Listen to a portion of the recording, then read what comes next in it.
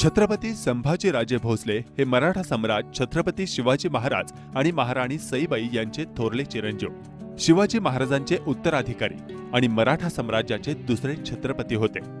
मराठ्यांचा तेव्हाचा प्रमुख शत्रू मुघल बादशहा औरंगजेब याला संभाजी महाराजांच्या नेतृत्वात मराठा सैन्याने सलग 9 वर्षे सळो की पळो करून सोडले होते।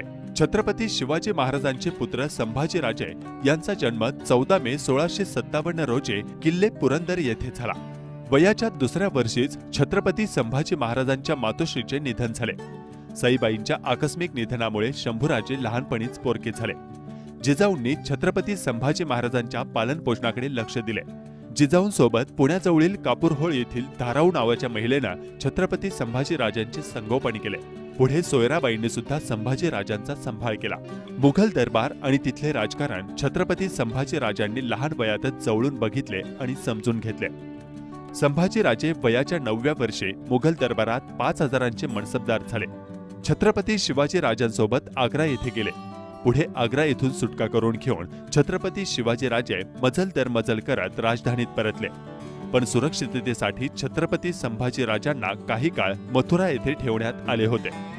वयाच्या 14व्या-15व्या वर्षी छत्रपती संभाजीराजांना साहित्य, कविता यांची आवड निर्माण झाली। याच काळात ते संस्कृत पंडित झाले। बुधभूषणम हा संस्कृत ग्रंथ तसेच इतर भाषांमधील 3 ग्रंथ संभाजीराजांनी लिहिले। छत्रपती शिवरायांचे स्वराज्याचे स्वप्न पूर्णत्वास नेण्यासाठी संभाजीराजे छत्रपती शिवाजी महाराजांच्या मृत्यूनंतर 9 महिन्यांनी छत्रपतींच्या गादीवर विराजमान झाले। 16 जानेवारी 1681 रोजी रायगडावर छत्रपती संभाजी महाराजांचा राज्याभिषेक झाला।